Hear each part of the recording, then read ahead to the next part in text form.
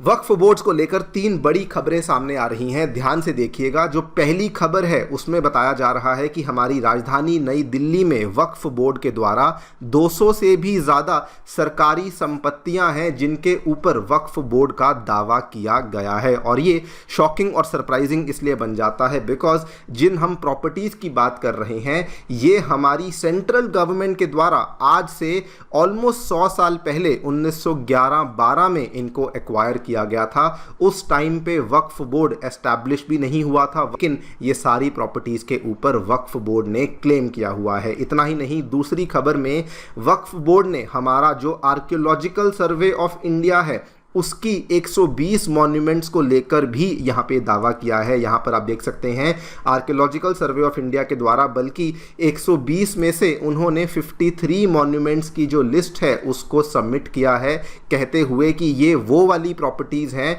जो कि protected monuments की लिस्ट में आती हैं और इनके ऊपर भी वक्फ बोर्ड ने यहाँ पे दावा किया है। और ये भी इसीलिए सरप्राइजिंग बन जाता है बिकॉज ये कई सारी इसमें प्रॉपर्टीज़ ऐसी हैं जिनको इंडिपेंडेंस के पहले ही एएसआई ने अपनी प्रोटेक्टेड मॉन्यूमेंट्स वाली लिस्ट में दर्ज करवा लिया था और उनको भी आज वक्फ बोर्ड के द्वारा यहाँ पे क्लेम किया जा रहा है। एंड तीसरी और सबसे ज़्यादा हैरान करने वाली न्यूज़ ये है कि रिसेंटली वक्फ बोर्ड के द्वारा बिहार में एक कंप्लीट गांव है जिसके ऊपर ओनरशिप का दावा किया गया है। और बल्कि वहाँ पर तो उन्होंने इतना बड़ा नोटिस यहाँ पे लगा दिया है कहते हुए कि ये संपत्ति बिहार राज्य के सुन्नी वक्फ बोर्ड की है और ये भी कहा कि वक्फ संपत्ति की खरीद या बिक्री या किसी तरह का भी अगर आपको अतिक्रमण करना है तो वक्फ अधिनियम के तहत होगा एंड अगर आपने उसके तहत नहीं किया तो आपके अगेंस्ट एक गैर जमानती अपराध जो है वो यहाँ पे दर्ज कर दिया जाएगा। बल्कि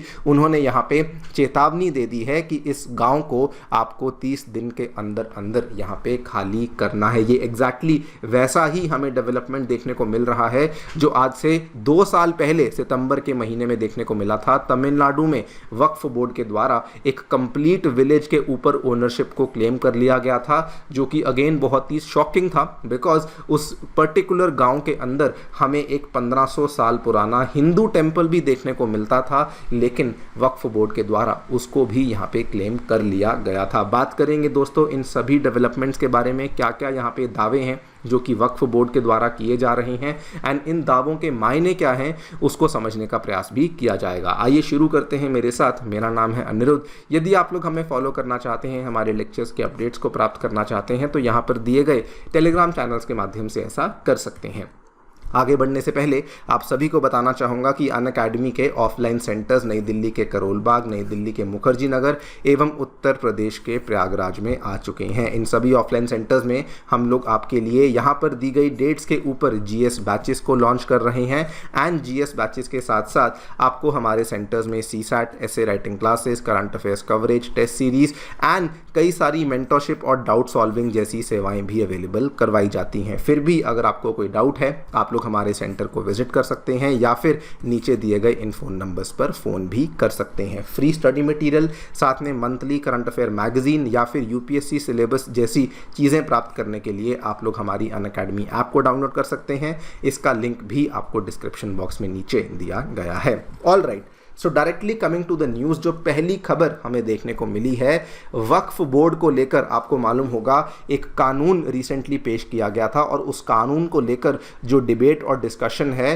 वो एक जॉइंट पार्लियामेंट्री कमेटी के अंतर्गत चल रही है और उसी पर्टिकुलर कमेटी में हमारे urban affairs and road transport के जो सेक्रेटरीज हैं एंड इवन जो रेलवे बोर्ड के चेयरमैन हैं, इन्होंने यहाँ पर मिलकर के एक प्रेजेंटेशन को पेश किया जिसमें कि इन्होंने इस चीज़ का दावा किया कि वक्फ का जो बोर्ड है उसने नेशनल कैपिटल में 200 से भी ज़्यादा हमारी सरकारी संपत्तियां हैं जिनके ऊपर यहाँ पे दावा किया हुआ है। इन्होंने बल्कि यहाँ पर बताया कि ये वाली जो संपत्तियां हैं, पहले तो इन्होंने इन संपत्तियों का जो रिकॉर्ड है वो बताया कि इसमें 108 प्रॉपर्टीज़ ऐसी हैं जो कि लैंड एंड डेवलपमेंट ऑफिस के तहत आती हैं और जो 138 प्रॉपर्टीज़ हैं ये हमारी डीडीए यानी कि दिल्ली डेवलपमेंट अथॉरिटी के तहत देखने को मिलती हैं। उसके बाद इन्होंने बताया कि ये सारी की सारी प्रॉपर्टीज़ इंडिपेंडेंस के बहुत बहुत टाइम पहले 1911-12 के टाइम के आसपास यहाँ पे सरकार के द्वारा एक्वायर करी गई थी during the British era,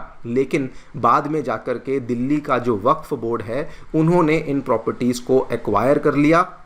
and घोषित कर दिया कि ये प्रॉपर्टीज़ जो हैं ये प्रॉपर्टीज़ एक तरीके से दिल्ली वक्फ बोर्ड की ही हैं। नाउ ये इस पूरे के पूरे चीज़ को लेकर आपको बता दूं, ये कोई नई चीज़ नहीं है, पहले से ही इस चीज़ को लेकर हमारे कोर्ट में केस चल रहा था एंड कोर्ट में भी केंद्र सरकार के द्वारा जब अपना आर्गुमेंट पेश किया गया था तो उन्होंने कहा था कि ये 1911-12 के बीच में जो भी एक्विजिशंस यहाँ पे हुई थी, पहली बात तो ये उस टाइम के लैंड एक्विजिशन के जो कानून थे उसके अकॉर्डिंग एक्विजिशंस को यहाँ पे किया गया था एंड उस टाइम पे जब लैंड एक्विजिशंस को किया गया था तो उस समय जो भी अफेक्टेड लोग थे उनको कंपनसेशन भी दी गई थी। लेकिन वक्फ ने यहाँ पे क्या किया कि कुछ लोगों को जब ये लैंड हमने लीज पे ली तो वहाँ पे वक्फ ने गलत तरीके से उन प्रॉपर्टीज़ को एक्वायर किया एंड उसके बाद उन प्रॉपर्टीज़ को वक्फ में कन्वर्ट कर लिया। लेकिन this does not change the fact कि ये वाली जो प्रॉपर्टीज़ हैं ये सरकारी प्रॉपर्टीज़ हैं। इतना ही नहीं दोस्तों, इस बार वक्फ के द्वारा हमारे आर्कियोलॉजिकल सर्वे ऑफ इंडिया को भी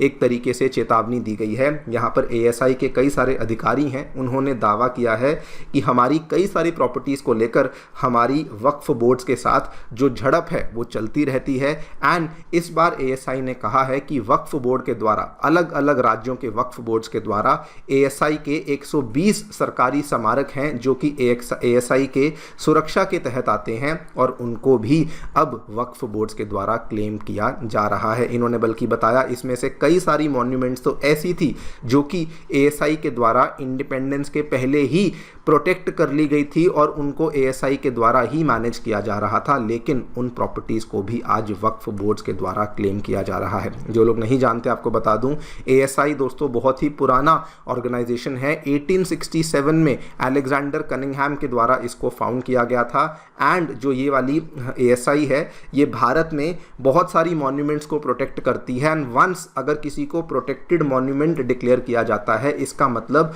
वो नेशनल इंपॉर्टेंस की मॉन्यूमेंट बन जाती है एज पर the ancient monuments and archaeological sites act of 1958। लेकिन यहाँ पर ASI कहता है कि इसमें से कई सारी मॉन्यूमेंट्स ऐसी हैं जिनको कि 100 साल हो चुके हैं और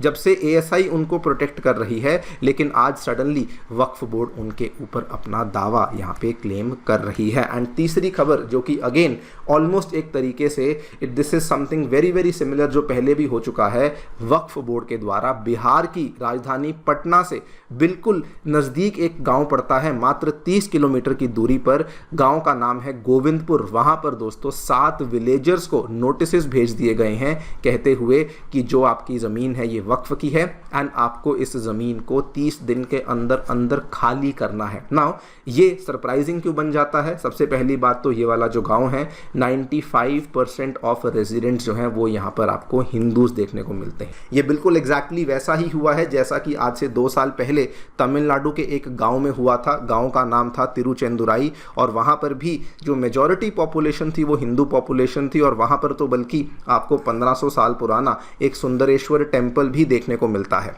अब यहाँ पे तकलीफ क्या आती है जब सडनली ऐसा हो जाता है, चूंकि वक्फ बोर्ड की प्रॉपर्टीज़ को एक्वायर करने का, प्रॉपर्टीज़ पे क्लेम करने का जो प्रोसेस है वो बिल्कुल भी ट्रांसपेरेंट नहीं है, तो दिक्कत आती है वहाँ के लोगों को। मान लीजिए वहाँ का कोई इंसान कल को जाके प्रॉपर्टी को सेल करना चाहता है, ट्रांसफ़र करना चाहता है, तो सडनली उसको मालूम पड़ता है कि उसको पहले अपने राज्य के वक्फ बोर्ड से जाकर के एक NOC लेना होगा एंड वक्फ बोर्ड के द्वारा वो NOC कभी भी दिया ही नहीं जाता, जिसकी वजह से उसकी जो ज़मीन है वो एक तरीके से उसके हाथ से निकल जाती है। ना ऑब्वियसली ये पूरा का पूरा जो मुद्दा है दोस्तों बहुत ही ज़्यादा सेंसिटिव मुद्दा है एंड अब कई बार ये भी लगता है कि इस मुद्दे को कम्युनल एंगल भी दिए जाने का प्रयास किया जा रहा है और इसीलिए हम केवल और केवल यही उम्मीद करते हैं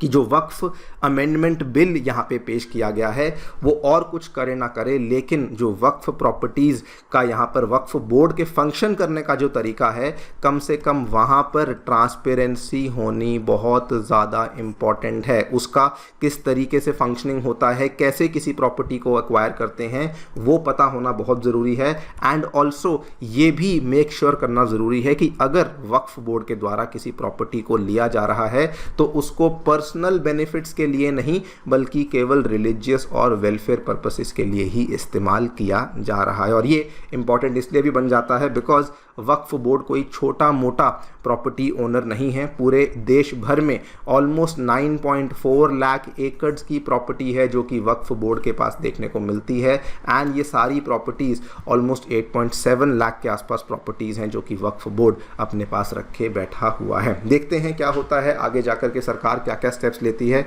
आपकी जो भी राय है हमें ज़रूर बताएं कमेंट सेक्शन में। Thank you so much for listening, stay tuned and